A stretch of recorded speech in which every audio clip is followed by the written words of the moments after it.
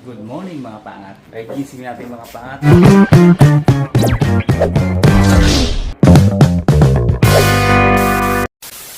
So ayun po, what's up sa inyo, magandang umaga, tanghali, hapon, gabi, kung anong oras man to napapanood mga paangat. Siyempre, good, blessed morning na naman sa inyo lahat yan mga paangat. Siyempre, napakaganda ng sikat ng araw mga paangat. Nananakit na siya. Yun, at ngayon nga pala ay araw na ng Wednesday. Siyempre, May 13 na. Siyempre, naglabagat tayo. Yan. Siyempre, hindi pa rin uso ang ating touch mga pangat. Matagal natin gamit, no? Magbula. Tsaka to. Pero konti na lang, paubos na rin. Siyempre, maglalaga tayo ng dahon ng guyabano. With gloves. Yan. 5 piraso lang mga pangat. Tugasan lang natin. Yan. Tapos pwede na yan. 6 o 5 piraso. Yan. Ganyan na karami. Whoop. Diba? 3 basong tubig or 4 na baso. Halos ubos yung isang 1.5 liters mga pangat na tubig. Ganyan siya karami, oh. Yan. Pag-agising ko, nagsayang rin agad ako mga pangat. Siyempre, nag-pray muna tayo mga pangat. Importante yun. Yan ang mga pangat, tumukulo na, oh. Oy, pero dapat kulong ng kuluyan. Hanggang kumunti ang tubig. Yan. Kumunti na siya, di ba? Tapos, didilaw na. O, di ba? Pwede na yan. Tayan natin. Yan. Tapos tayo natin dito sa mag at saka dito sa isang lagayan natin. Yan.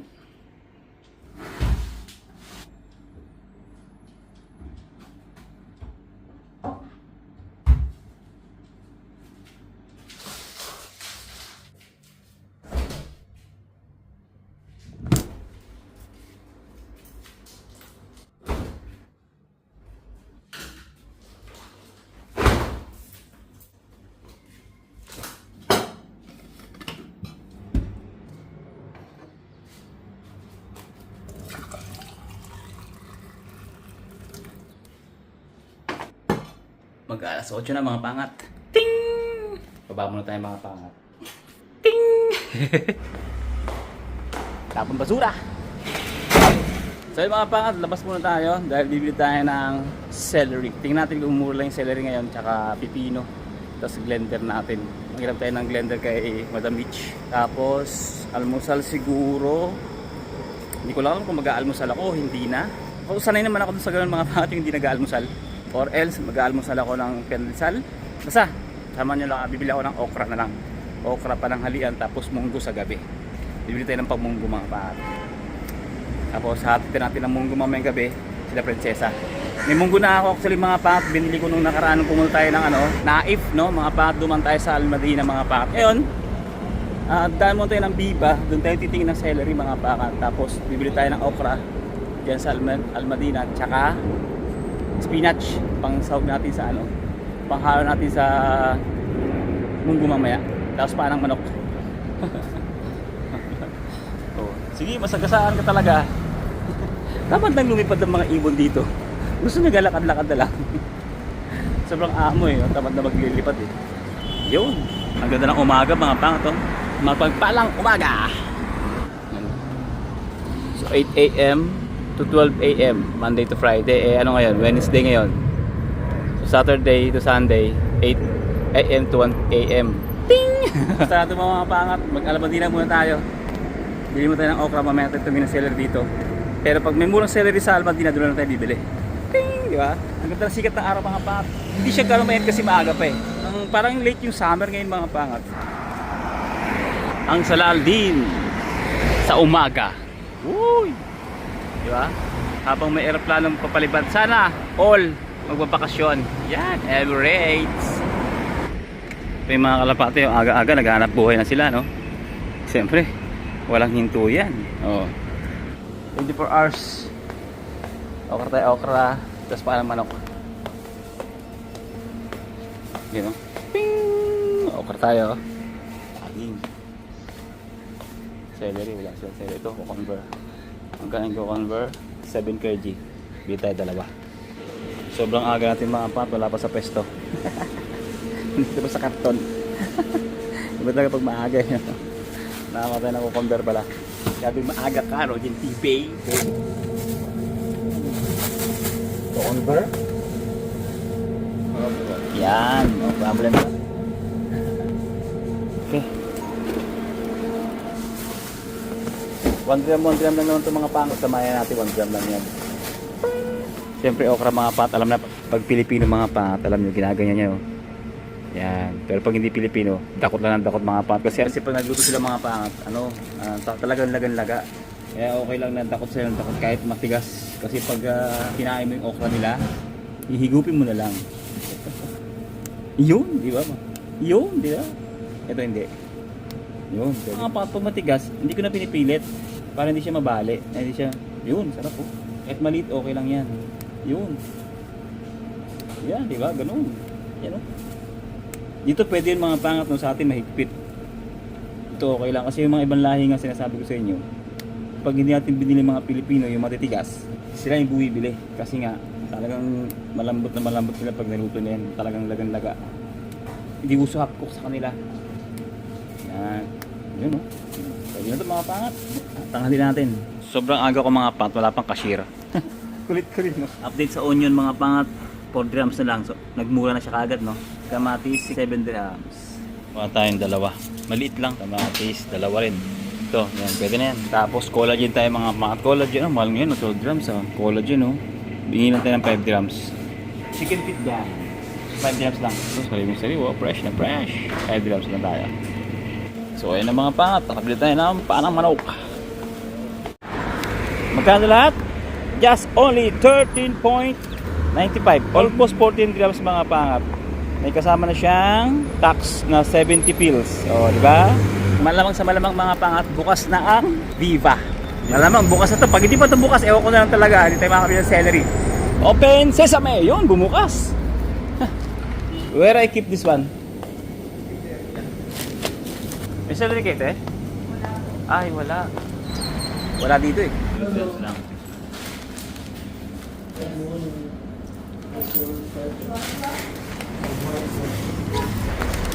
Nakita niyo yung bumibili ng paldisalis. Ibang lahi. African eh. Mga pa, tara. Almusal tayo. Magpapaldisal na ako.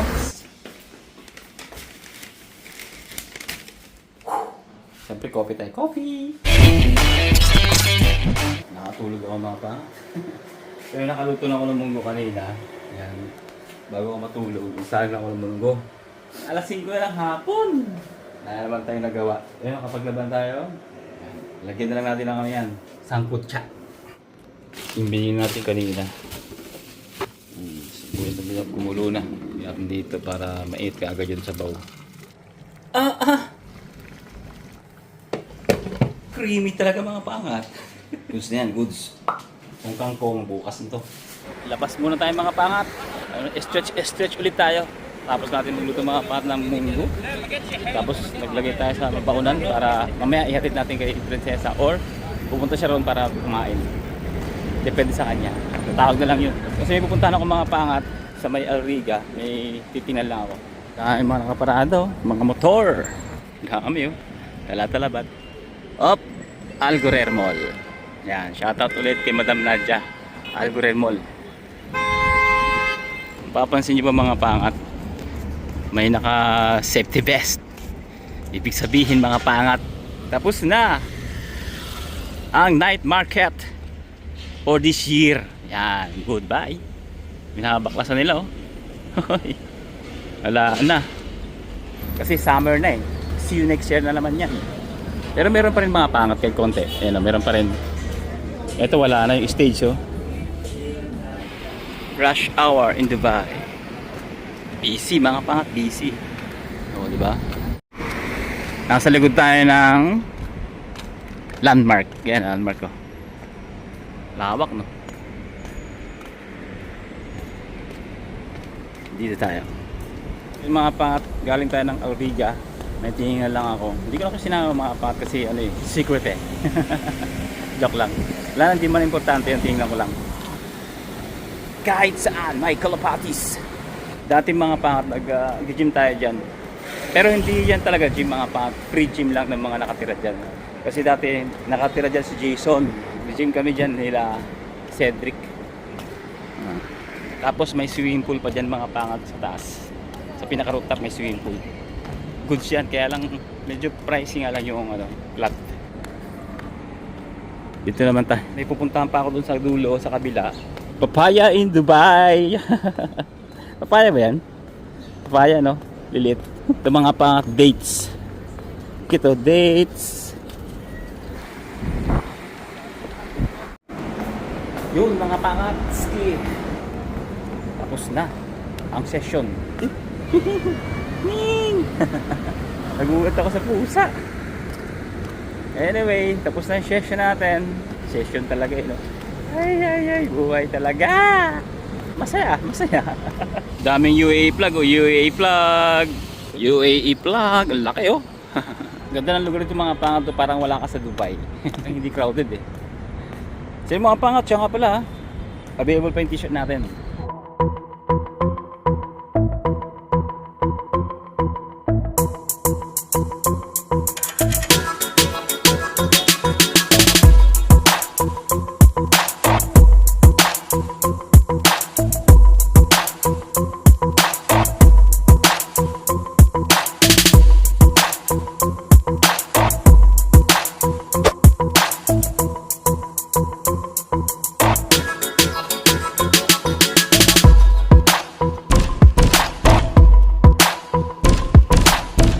Yung, di ba? Kita nyo man yung mga model natin. Guwapo. Tsaka naggagandahan mga pangat, no? Anyway mga pangat, no? Maraming salamat nga pala sa mga nakaka-appreciate ng mga vlog natin, no? Sa mga sumusuporta, siyempre sa mga nagko-comment. Ang dami-dami ko nababasa ng mga comment. Hindi lang ako nakakapag-reply mga pangat kasi gawa ng talagang, siyempre pa nag-reply tayo mga pangat, hindi yan basta-basta reply ka lang, no? Pinag-iisipan din natin yung mga, siyempre hindi pwedeng hula-hula lang. Pero mababasa yung mga comment yung mga pangat. Minsan nag-reply ako yung pag wala akong ginagawa talaga, yan, inuupuan ko yan, tapos nag-reply ako mga pangat. Isang reply ang kagad sa lahat ng mga comments, sa lahat ng mga video. Pagod ako. Dami ko kasing pinuntahan mga pangat actually.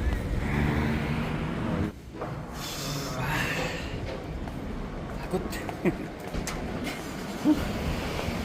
Tapos na yung mga pangat sa mga appointment natin. Uwi na tayo. Hindi, ututunggilan muna tayo mga pangat. Kwentuhan muna tayo, meron tayong pag-uusapan. Pero lang tayong babasahin comment syempre. Dala mga laman, no?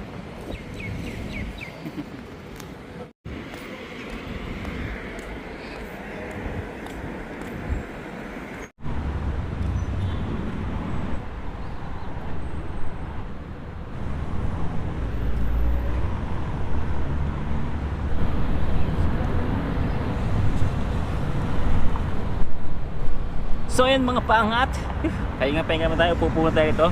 At basa-basa naman tayo ng mga comments, syempre, ng ating mga subscribers. Actually mga pat, marami pa rin akong babasa mga comment regarding sa mga nasasabi nating kritiko or basher, any yung mga negative comments mga pat. Pero I really appreciate, sinasabi ko nga, I really appreciate pa rin mga pat yung mga negative comments, kahit ano yung mga comments na yan mga pat, I really appreciate pa rin. Maraming salamat pa sa mga nagko-comment, mga nagbibigay ng time para mag-comment mga pat. Ganon. Anyway, mula kay June Just Breathe, Sabel George, basta ganon, 8687, sabi niya, "Sir, huwag mo intindihin ng mga bashers. Inggit lang yan sa'yo, sir. Ako natutuwa sa vlog mo kasi nalalaman namin ang sitwasyon ng Dubai." Maraming salamat sa'yo. Hindi ko lang alam kung madam or sir sa yung comment, at syempre hindi ko yun na tinitik serious mga pangat yung mga negative comment o yung mga tinatawag nating critical or basher. Actually na-appreciate ko sila kasi andyan sila para manood, no? Hindi man sumusuporta pero parang ganoon na rin eh. Alam niyo kung bakit ko masayang parang ganoon na rin kasi andyan sila lagi eh, di ba?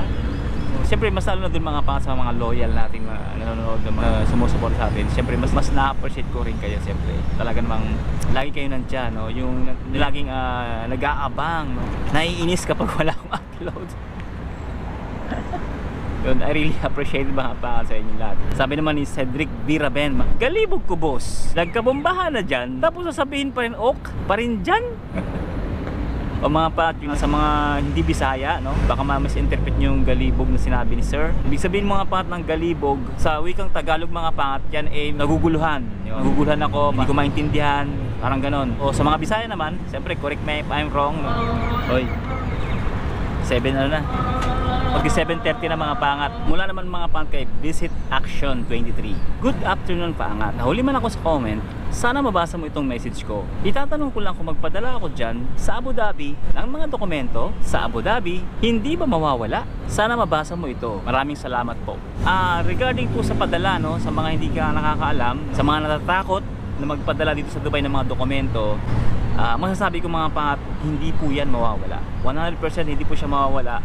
Basta tama yung address, tama yung location, tama yung may telephone number ng personal na kung sino man yung papadala nyo, hindi po siya mawawala mga pangat, no? Kasi safe naman yan dito. Basta't mga pangat yung papadala nyo is legit na company, no? Baka naman kung saan nyo lang putyo-putyo ipadala, mahirap yun. Pero kung legit na company yung papadala nyo, alam nyo naman yung mga pangat, yung mga kilang company na pwedeng padalhan, no? Hindi ko na babanggitin mga pangat. Alam nyo na yun, 100% na makakarating mga pangat yung inyong padala. Actually, ilang beses na ako nagpadala mga pangat dito, kaya ng hindi man dokumento, itong ating pangat shirt mga pangat, made in the Philippines to mga pangat. Sa mga nakakabili, nakikita na made in the Philippines yan.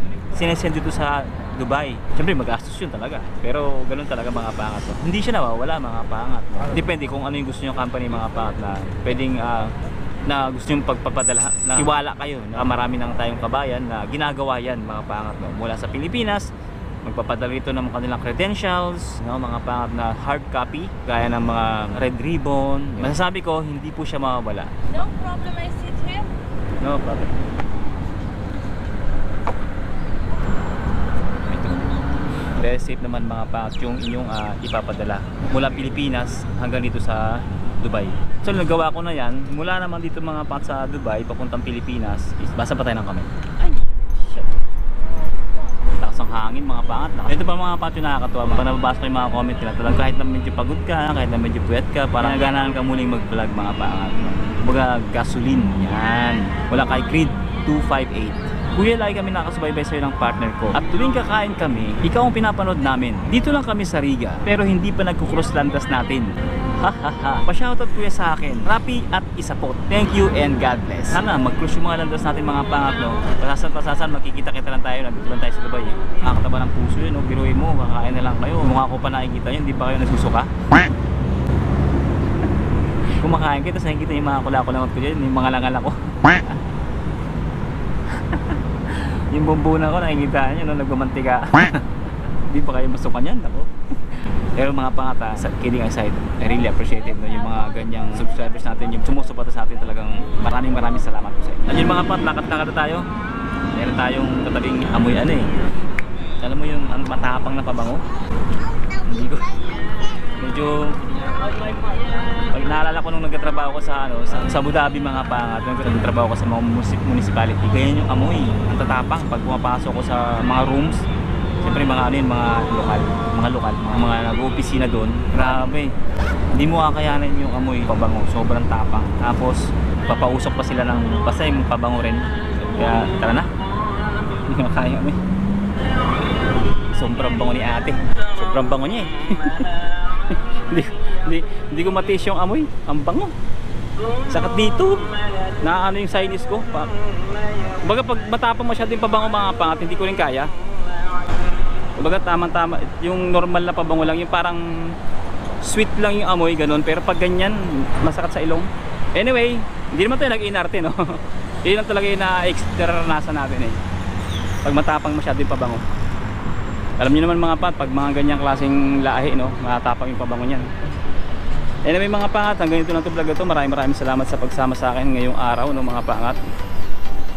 Ano ba ngayon? May 13, no? At pauwi na tayo. Siyempre kung umabot ka sa punto ng video to, don't forget to like, share, subscribe. And siyempre Team Passive lang, good vibes, God bless you all sa pagsubok at tagumpay. To God be the glory, God first always. See you on the next one. Let's go! At siyempre mga pat, yung Team Pangat shirt natin available pa to ha.